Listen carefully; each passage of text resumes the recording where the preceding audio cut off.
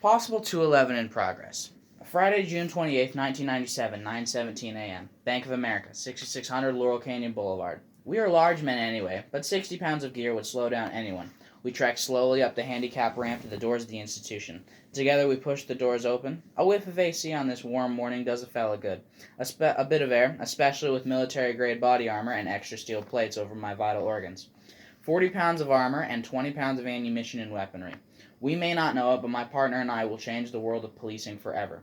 This was a real event that shocked the world in the latter half of a Los Angeles June. The Battle of North Hollywood was a staggering crisis that acted as the catalyst for one of the final and biggest waves of police militarization in the United States. Today we will cover a succinct overview of the Battle of North Hollywood, a brief history of the militarization of police, and then we will analyze a number of events outlining the usage of a militarized police force, painting the entire picture for my audience. Armed with a number of rifles illegally modified to fire fully automatic and filled with 1,100 armor-piercing rounds imported from the ex-Soviet Union, Larry Phillips Jr. and Emil Mazzarano far outmatched the police when it came to the realm of firepower. That coupled with extensive armor, it seemed as though these men were unstoppable, and truly, in essence, they were. At 9:17, a possible 211 in progress was radioed in. At 9:24, the two suspects exit the Bank of America from the north and south entrance. Both seeing the swath of policemen in front of them, they begin firing their rifles in a sweeping motion, the armor-piercing rounds ripping through police cars and other means of cover like paper towels. Officers and civilians dive for cover as the suspects fire without regard across the street at officers. Bullet holes are later found in businesses, homes, everywhere. Officer James Zaborovan was at Phillips 7, approximately, and seized his opportunity to take the suspect down. He took aim with his standard-issue 12-gauge shotgun and fired at his back. When Phillips was hit, he merely stumbled and slowly turned around. Imagine the fear in your heart when the man that you just tagged in the back with the strongest gun you have merely stumbles and turns to meet you with an AK-47 filled with armor-piercing rounds and death in his eyes. Phillips unleashed the fires of hell on Zaborovan, who bravely dived to shield two unarmored officers with his bulletproof vest, likely saving their lives and sustaining a heavy gunshot wound in the process. They are able to get in the cover of a nearby dentist's office, where the dentist does his best to tend to the wounded officer. On a side note, the man still practices at that location to this day, now called bulletproof dentistry. At 9:31, the two suspects moved north to where their getaway vehicle is parked. The two men continued shooting for a few minutes until Mazzarano got into the vehicle and Phillips retrieved another assault rifle from the trunk of the vehicle and continued to fire at anything that could even vaguely resemble a living thing. At some point in the exchange, Phillips is shot in the hand and has to use his forearm as a support in order to continue firing. Other than Bismarck-esque lucky shots, the officers' weapons were completely useless. It was even bad enough that they were forced to go to a local gun store and beg the owner to lend them something to even the playing field. Finally, at 9:42, LA SWAT officers arrive. Mazzarano slowly drives the vehicle up the street while Phillips walks alongside, using the vehicle as cover. At 9:53, for reasons unknown, the suspects split from one another. They turn east on Archwood Street, and Mazzarano continues down the street while Phillips takes cover behind a big rig. Phillips' rifle jams. Unable to clear the simple blockage due to his injured hand, he drops his rifle and draws his Beretta pistol. After exchanging a few more rounds with officers, he is shot once more, dropping the pistol. He picks it back up again and uses it to take his own life. At the time around Phillips' death, SWAT officers are closing in on the other man, now finally with some firepower to rival that of their opponent. After his vehicle is rendered useless, Mazzarano attempts to steal passing vehicles as a secondary getaway. He gets into a truck that was vacated by a terrified driver who fled immediately, only to realize that the keys were no longer in the vehicle. Utilizing the stall in the firefight, a patrol car sped up to their combatant and forced him back behind the original escape car as cover. The officers dropped to the ground and utilized Mazzarano's personal choice not to armor his limbs to their advantage, and shot him 29 times, blowing out his legs. At 10:01, Mazzarano finally surrenders to officers, saying, "Why don't you just put a bullet in my head?" He bled out on scene. By a miracle, there was no one killed that day other than the two suspects, but there were numerous close calls and 20 overall casualties. 12 officers and 8 civilians. Call it what you'd like, but I believe it was nothing short of the grace of God that not one man, woman, or child lost their life that day, because Lord knows that they could have. It was this event that sparked one of the final waves of police militarization in the United States, in that this was not the first event that triggered some form of equipment upgrade for the police.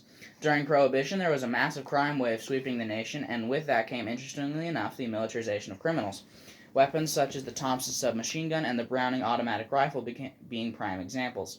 In response, police began being issued weapons of a higher caliber in order to combat the use of bulletproof vests and, of course, the weapons of choice for criminals at the time. Fast forward a few decades and we see the Watts riots or the long hot summer of 67, as well as further militarization of organized crime factions.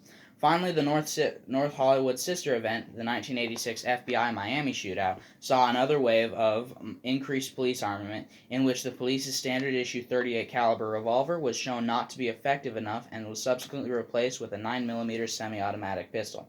And, of course, the aforementioned battle in North Hollywood saw one of the final waves of police militarization, specifically the revolution of the 1033 program. Enacted in 1996, the U.S. Department of Defense 1033 program permits the Secretary of Defense of the United States to transfer excess Department of Defense supplies and equipment to law enforcement agencies across the country for use in performing their law enforcement duties. The aforementioned June 28th morning only accelerated the program. From 2010 to 2020, there would have been a total transfer of $1.7 billion of equipment surplus transferred from the Department of Defense to law enforcement, primarily weapons and armored vehicles, but also items as mundane as a popcorn machine and a few $4 dustpans. The 1033 program and similar legislation followed events such as the 1986 shootout, the 1984 San Ysidro McDonald's massacre, and the 1997 shootout have been the framework of United States police militarization. But how has it affected the country at large? There is extensive debate on the overall effect. According to Emerald.com, quote, the impact of militarization is similarly unclear. Some scholars suggest it has a negative impact on policing because it creates community hostility and encourages police to see force as a central problem-solving tool. However, other scholars suggest militarization is a positive development, as it could promote professionalism and accountability. To date, there has been little empirical work on the impact of militarization on policing that could inform this debate. Close quote. From what I can tell, there have been a number of events that have justified an upgrade or two on the weapons available to police. A number of them aforementioned. However, there have also been a number of incidents to show the drawbacks of a militarized police force. Notable among them is the MOVE bombing, in which an armored standoff with police in Philadelphia led to a building being bombed out with water gel explosives. The resulting explosions caused a fire that destroyed 65 nearby houses, killed 11 people, including 5 children, and left 250 people homeless. A survivor states that officers were firing on those who attempted to escape. Other events were the standoff at Ruby Ridge that led to the death of 2 of the sons of the Weaver family after a number of government agencies armed with sniper rifles and M16 rifles laid siege to a single house for days, as well as the siege at Waco, Texas. FBI and BATFE agents used armored vehicles, tanks, and attack helicopters during the siege of the Branch Davidian community in Waco, Texas, as well as 50 caliber machine guns. The FBI also launched 40mm CS grenade fire from M79 grenade launchers and fired 2 military M651 rounds at the Branch Davidian site. The Army Tech Manual for the M651 round warns that it can penetrate 3/4-inch plywood at 200 meters and the projectile, quote, may explode upon target impact. The fire that was later started by either the ATF's incendiary rounds or the religious sect killed 76 people, including 25 children and 2 pregnant women. Police militarization is a complex issue with no true catch-all solution. How much firepower do we allow law enforcement in order to stop events such as San Ysidro, North Hollywood, Miami? By extension, does the increase in firepower naturally lead to tragedies such as MOVE or Waco? Where is the line drawn? That is a question with no clear answer. The patron saint of law enforcement is St. Michael in the Catholic faith. His prayer is as follows. St. Michael the Archangel, defend us in battle. Be our protection against the wickedness and snares of the devil. May God rebuke him, we humbly pray, and do thou, O Prince of the heavenly host, by the power of God, thrust into hell Satan and all evil spirits who wander through the world for the ruin of souls. Amen.